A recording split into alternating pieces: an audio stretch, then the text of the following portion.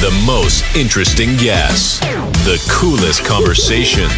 Keep watching episodes of the Grizzly Podcast, hosted by Irvin Scott.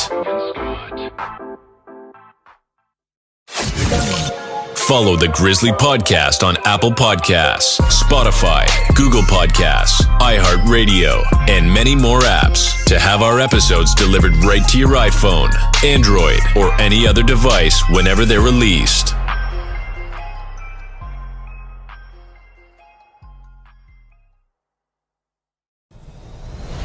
Can't get enough of the Grizzly Podcast? Stay up to date with all our latest news, events, and behind-the-scenes footage by visiting grizzlypodcast.com.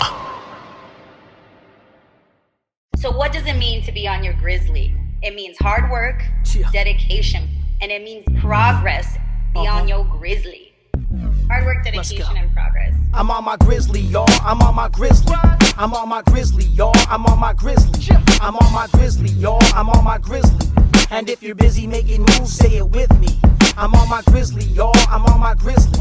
I'm on my Grizzly, y'all. I'm on my Grizzly. I'm on my Grizzly, y'all. I'm on my Grizzly. And if you're busy making moves, say it with me.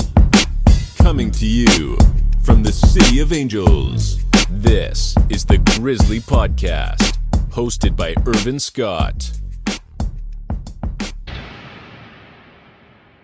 Ladies and gentlemen, welcome to another episode of the Grizzly Podcast. I am your host, Irvin Scott, and today I am joined by an upcoming lyricist from LA.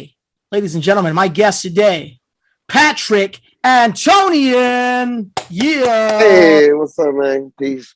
What's going down? Yo, what's going on, bro? Thanks for being a part of the show, man. I appreciate you wanting to be a part of the Grizzly Podcast. And because this is the Grizzly Podcast, I just wanted to mention the fact that you are somebody that definitely represents what we do on the show. You know, the Grizzly is all about being on the grind, being on your hustle. And I feel like you're somebody that embodies that. You're somebody that has been putting in work for more than like a decade, right? I mean, you've been around the hip hop scene for quite some time. Is that correct? Yeah, absolutely, man. Been involved in this shit since we were kids. You know how that goes. It's like, you know, you find it at a young age when you get in there and it just grows into something. Now, obviously, you know, eventually it grows into a point where you want to be part of it, but it was always a part of me. You know what I mean? Patrick, take us back. Let us know how this whole hip hop journey got started. I was always in tune with music. You know what I mean? My parents were big music heads. My dad played a lot of classical in the house, and my mom played a lot of R&B in the house. And they would both play a lot of Armenian and Arabic records as well, you know?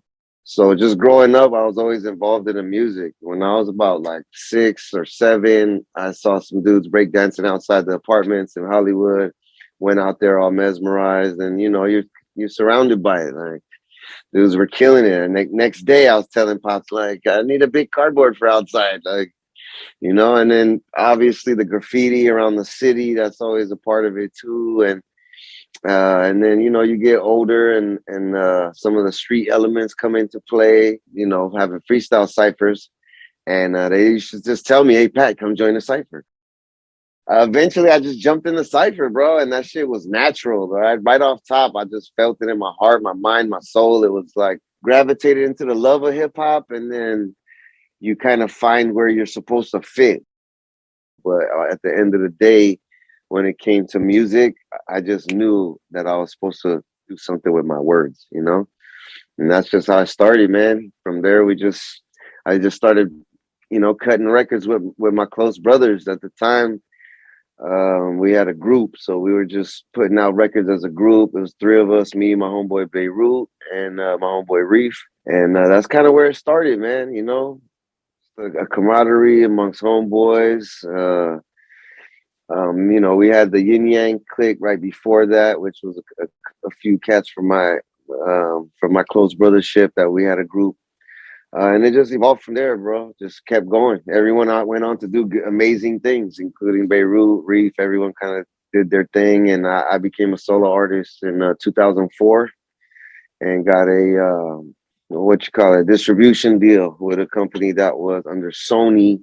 It was the producer from the Firm, one of the producers from the Firm album. I was an in-house producer working on that project, and he teamed up with this dude that was the paper side that kind of put the record label together. He was the son of the owner of Micro Machines. But you know, that's just everyone gets their footing in somehow, and that's kind of what my footing in was. And I just kept pushing after that, meet more people, doing more things, and you know, we're here now.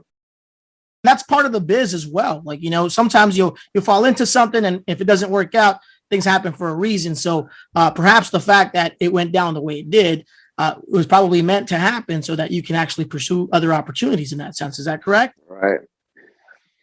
Yeah, I mean, definitely. You know, what's funny is I was never had a lot of like negative feelings inside me.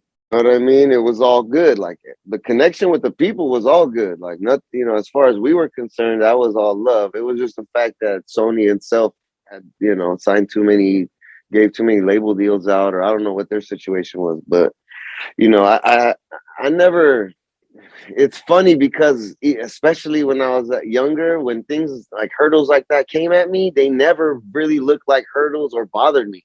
I just woke up and did something else the next day. Didn't even think about it. There was only one small period of window where I felt a certain way because everyone always promises you shit and never comes through with it. So there was a period of that going on where it was like, oh, we got you. Yeah, come through to this. Let's do this. I got you. I'm going to introduce you to that person, this person. Like those type of little things. But, you know, besides that, I didn't feel like it was a lost opportunity. I felt like it was an opportunity that was a stepping stone to the next move. You know what I mean? You know, you had experiences with different people where they promised you shit and it never worked out. Did that kind of make you feel like, you know, like you couldn't trust people in a sense in the industry? Yeah, you get a little jaded, you know, and you start not trusting people. And at the same time, you start finding the people that you do trust, because now you see how other people move in comparison to those people. So when I meet real heads, you know, real recognized real, and you're like, I see you. You don't move like these other motherfuckers move. You know what I mean? Like me and you could do something real. And that's how I think a lot of my connections are. I don't have collaborators, bro. Like I got homies. You know, all the songs I got with people, it's not because they collaborators or I had to pay them a whole bunch of money to do it. Like these are my brothers. Like I've known them 10 years, 20 years. Like Raz was one of the first people I met in the industry that it was just like real to real, recognized real. You know what I mean? And I knew that whatever was going to conspire between us was real homie shit, real life shit, you know, and time passed. And, you know, I ain't the type to ask favors and shit. I don't call my famous homies and ask favors and this and that. Like, you know, I know people just because I love hip hop and I be in the scene. And I think that's kind of what's cool about it is eventually all of us grew such a good rapport that it was just like homie love. That says a lot about who you are as a person as well, because, you know, I'm sure these artists didn't look at you like, you know, well, Pat's just trying to hang out with me for like a record or whatever. Because, you know, you see a lot of people like that in the industry where they try to get close to you for something. Right. And the fact that, you know, you've been around these people and you move with these people for so long, it's not just music. It's actually, you know, there's more to it. You know, they're like your brothers in a sense. Yeah, we went through a lot of life things before any of the music actually came to fruition. These were the homies. That's why it was so easy for me to call people and say, hey, you want to do this track? And they're like, oh, Pat, I got you. I've known you 10, 15 years. You never wanted a damn thing from me. Like, if anything, we were just building together. You know what I mean? So it's kind of cool to be able to, you know, now reach out and say, hey, come through and do this show with me. You mentioned Ras Kass earlier. He's a good friend of mine and a good friend of yours, obviously. Yeah. But some of the other artists that you've worked with, besides Ras, was also Ghostface, Killah, Big Twins, Afro, and, you know, a couple other people that there's just too many to mention. But let me ask you, like, so, you know, just collaborating with these people. I know we talked about how it's like a brotherhood in a sense, but when you guys are doing a track, it's obviously a whole lot different. Like, do you feel like you got to like step up and get that better verse in, or is it, you know, is it just like friendly competition? Like, what goes through your mind when you're working on a track with like some of your favorite artists?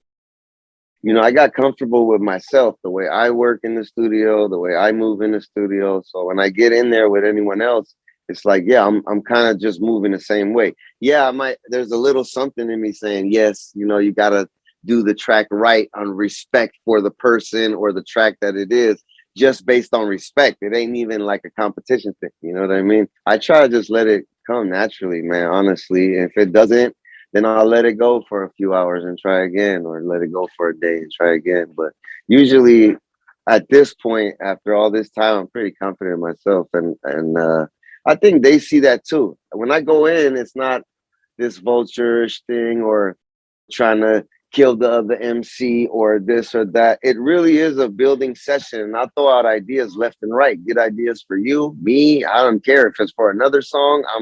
Play me something you're working on. Hey, what if you did this? Like, we try to do our best with it. Out of all the tracks that you've probably done, there's got to be an experience at least, or like at least a session that you probably enjoyed the most. Yeah, I mean, there's certain songs that mean a lot to me. And I mean, like Me and Afro's song is probably one of my favorites in my catalog. I like that track a lot, you know what I mean? And I think that one was a very kind of monumental moment at the same time. So that's definitely one of my favorites, man. And then I love being in the studio with Medusa. So you could just take us and lock us in there for 2-3 hours and we're going to come out with a banger. So I really, really enjoyed those sessions. And then, one of my other favorite collaborations is the Ghostface song, because that's obviously is one of my favorite MCs. So that was real surreal. And then, my first joint with Ras Kass ever, probably one of my favorite joints, because that actually is what helped me to break through with other stuff. You feel me? So the piece is kind of laid in that way. Coming from that original song. So that song is called Elite Year featuring Ras Kass. One of the first kind of things that I put out that holds a dear place in my heart for sure too. How did that whole experience come about, man? Yeah, so basically I got a little brother, you know what I mean? His name's Mikey. Big shout out Mikey. And as Mikey grew up, he grew up under the wing of his brother, Detain. So he got into hip hop a lot, and he pushed it even more to the next level, where he just kept, in tune with everything. So Mikey's just a big hip hop head like I am, and we always talk. We always go to shows. He's like my little brother. And one day he just hit me up and said, "Hey, you know what? I met Afro. Would you want to do a song with him?" And I was like, "Yeah, like 100%. Like, let's get that." So I always respected Afro, and I thought he was an amazing talent. Like, I was in tune with his career and what was going on with him too at the time, So and Mikey just kind of put that together for me. Me and Afro start talking, and again trying to build a rapport. I don't, there's not too many songs where I just meet someone and I'm like, let's record. You know what I mean? Like, I like to get to know the person. We hang out, like, see what you into, what I'm into, where a conversation might lead to a song topic. I had that song cooking already, and I just felt like it was right for him to jump on it. So I had the hook, I had my verse, I had the beats produced by Beirut.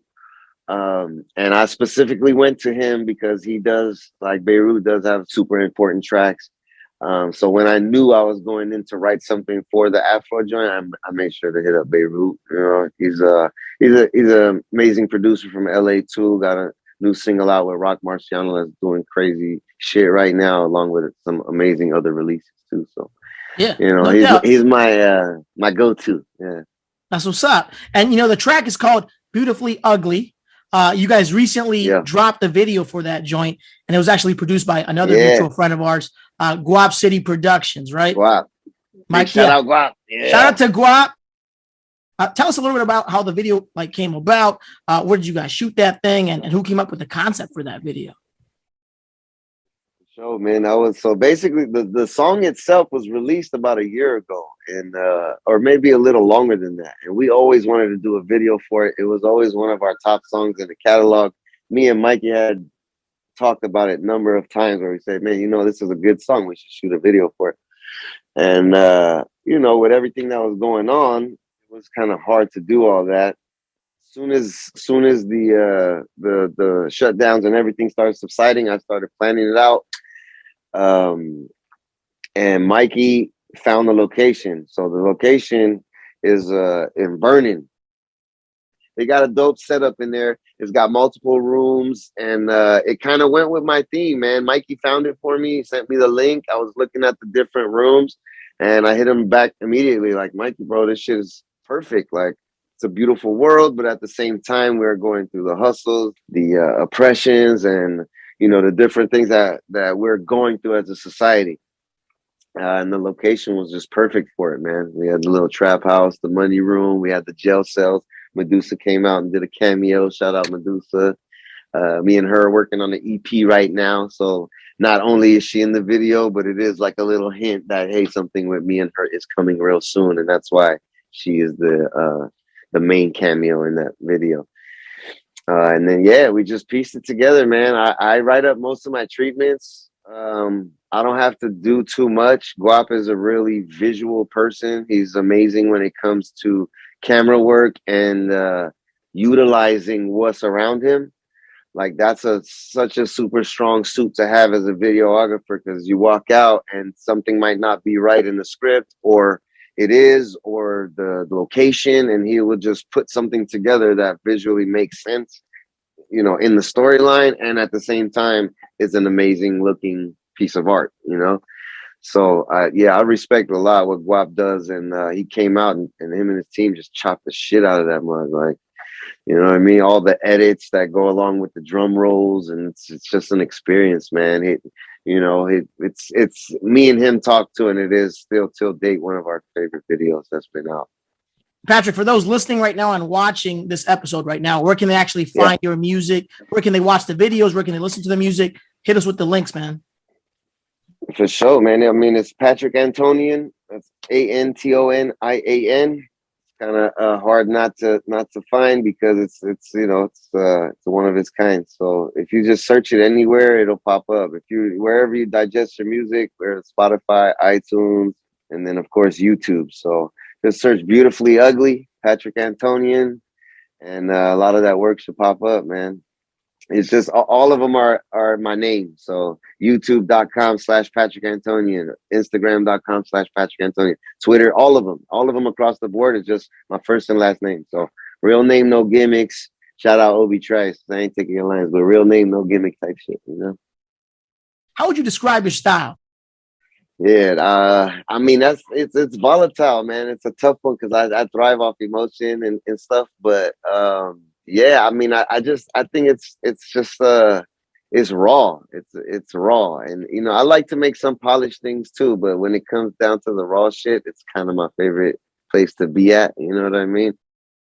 Who were some artists that you grew up on that you were heavily influenced by as a kid? Listening to hip hop. Definitely Cool G Rap, Rakim, right, and then those are probably one of the two from the real era. And then Big Pun, you know what I'm saying? Big Pun, man. I feel like Pun had a heavy influence on me. Nas had a heavy influence on me. And then and Pac, man. If I had to choose like a GOAT, I would choose Pac, man, because when it comes to him, it's not just about lyrical cadence, this, that. It's this raw emotion that makes you want to listen. That's the most important part, is what kind of emotion does the music evoke? Pac not necessarily being the most lyrical, but definitely the heaviest influence as far as like me wanting to keep it real and speak my truth and say it in a passionate way. You know what I mean? And then all the rhyme patterns. So I think it was a good mix of West and East. A lot of my early years, I listened to West Coast shit. You know what I mean? I was listening to High C's and some of the later NWAs. Ice Cube was my favorite rapper when I was 10 years old. You couldn't find a poster in my room that wasn't Cube. You know what I'm saying? Yeah. So I think evolving from that and getting into like the Snoops, the Dre's, and the Dog Pounds, and then eventually Mobb Deep, Wu-Tang, and some of the East Coast stuff. So a lot of people hear my shit and they say, "Oh, it sounds East Coast. You're heavily East Coast influenced," and I don't disagree. But at the same time, a lot of my core roots come from the West. So I feel like it's a good mixture of both of them. You know what I mean? So yeah, all those artists that I just mentioned definitely heavily influenced from, and so many other little ones too, man. Like it doesn't matter, because sometimes you hear just one little song or one little thing, and you're like, yo, that's like, you relate to it, and all of a sudden it's like part of you. You know what I mean? So there's Yeah. like little things, like little singles, songs here and there that just meant a lot to me. You know what I mean? Lighter Shade of Brown, Chilling in the Park. You know what I'm saying? Fucking as far as old school shit, like, you know, Busta Rhymes, his craziness, and shit, man. There's so many, dog. It's There's hard so to narrow many. it Like, down, I'm bro. literally Yeah. I'm a music lover, bro. You know what I mean? Like, I love fucking music and specifically more so hip hop. So give the respect to whoever deserves it. You know? I feel it. So, Pat, earlier you mentioned that you were working on a project with Medusa. Anything else that you're working on currently that you could talk about right now, man? Or you got some stuff like in the works right now? Talk to us about any project that's coming up. There's some things coming, man. There definitely is a couple of things I cannot talk about yet, but there is something pretty major coming with Raz and a couple other heads. That one I can't talk too much about. Me and Medusa are letting out a little bit of bubble to come out. That's coming up. It's going to be a EP with me and Medusa, produced by Nino Beige. It's coming together beautifully. I mean, me and her got this crazy synergy. So shout out Medusa. Are there any other plans to do any other events in the future? I know we did one last year where I actually got a chance to host. Are there plans to do any other events with Back to the Days? Yeah, absolutely, man. So like you said, we started with one show which you hosted. We appreciate you for that. We really liked how you do your thing, man. You're really natural at what you do. So I feel like we're going to keep working when it comes to that. Definitely, it's a family thing now. So the first one, as you know, but the listeners don't, was Afro and Psycho Les of the Beat Nuts, legendary shit. And me and Mikey put that together as a company we call Back to the Days, where that was a slogan that he came up with. So you know how people say back in the day, but now we like, no, we taking it back to the day. You know, so a lot of the shit that we release is kind of this good, saturated, dope hip hop content that we feel is now kind of coming back. You know, been missing for a while. I mean, not missing, but you know, we were it's on different. The underground a little bit, and look, different now. It's different in LA. We want to bring that energy back. You know? Yeah, and here's the thing, Pat. Like, because there's a lot of people that probably might be watching this, and they might not live in LA, so they're not familiar with how we kind of operate here in that sense. But you know, the scene here was that, you know, we would have hip hop shows, and you know, we'd have artists come out, and we have like, you know, like vendors come out and do their thing, and that's what we were able to do for this event, because we haven't really had that, or at least we haven't really seen that throughout the LA hip hop scene for quite some time, man. So the fact that you were able to kind of bring that back with Mikey, by the way, shout out to him. You know, you brought the artists, you brought Afro, you brought Psycho Les, you brought Big Twins. And on top of that, you got to kind of mingle with other people by bringing in vendors. I mean, they were selling weed, they were selling all kinds of shit, tattoos on the spot. Oh, yeah. Like, I mean, it was a good look, man. So can we expect that in the future again? You know, we haven't locked in anybody quite yet, but I think for the day event, it'll be a good mixture of like hip hop, hard shit, street shit, poetry. You know, you might get Medusa singing some soul and R&B shit with a live band or something.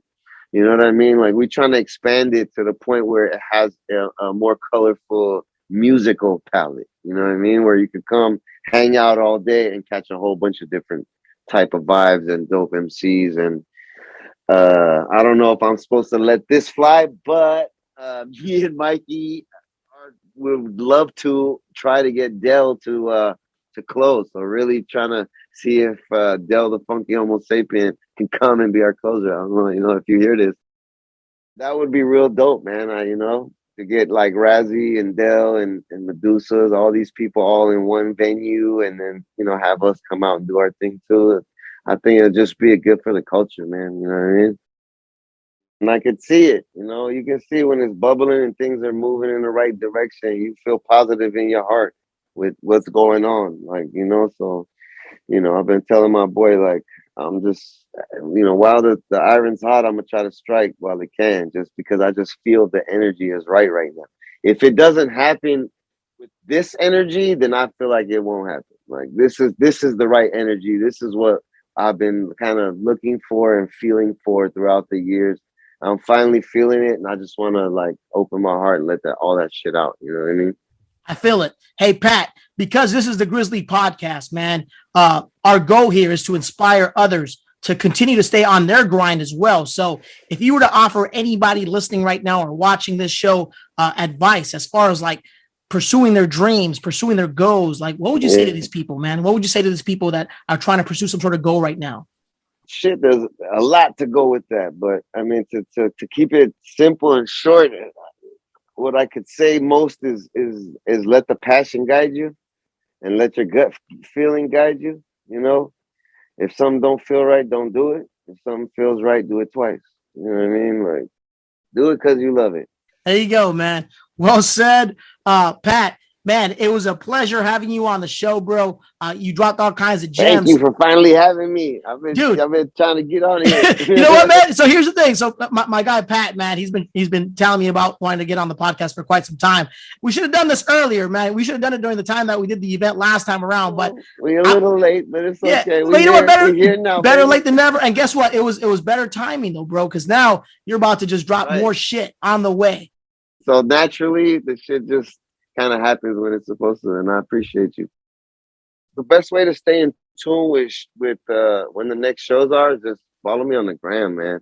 Like Patrick Antonian on the Instagram. I'll be posting about shows and stuff wherever we're stomping through whoever city. And I've been talking to my homeboy Tay the Crown. Shout out Tay. He's in Arizona. He's plugging up some things over there for us to stomp through over there. So we're trying to put together a lot of stuff, but that's the best way to keep in tune, man, you know. Hey, again, for those of you listening and watching, make sure you guys stay on the lookout for everything this man is doing, what he's dropping. Again, he's considered an upcoming artist, even though he's been putting in some work for quite some time. But just so you know, we're finally getting traction. That's what it is. So again, make sure you guys check out everything that's coming out on Patrick Antonian's end. Check out the Instagram, check out the YouTube page. He's got music videos there. He's got all kinds of joints dropping. He's got events coming up. You want to stay in tune. You want to stay tuned. Absolutely. Pat, hey, thank you so much for being a part of the show, bro. With that being said, thank you, man. I got to leave you with these last words, bro. Stay on your Grizzly. That's right. I like that for sure, man. I appreciate you having me, man. Take it easy, bro. Thanks, brother. Talk to you soon. Get it, pop. Let's get it. Yo, that's what I'm talking about. Don't miss a thing. Subscribe to the Grizzly Podcast YouTube channel to access full episodes, video clips, and more on YouTube.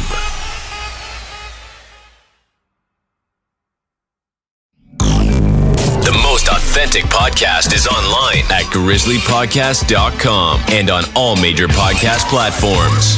Guest appearances and real conversations that will push you to hustle. The Grizzly Podcast is now streaming.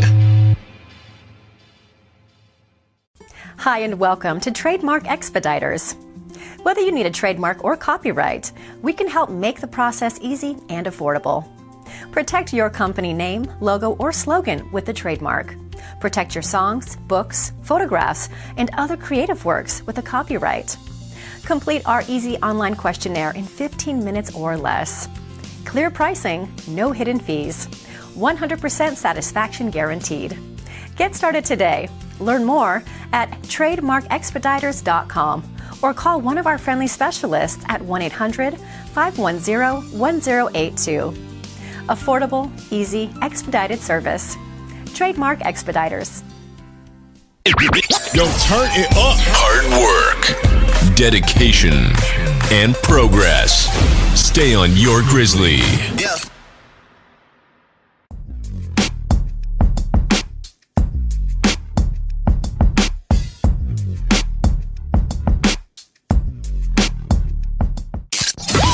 Thanks for checking out another Grizzly Podcast episode. We'll see you next time.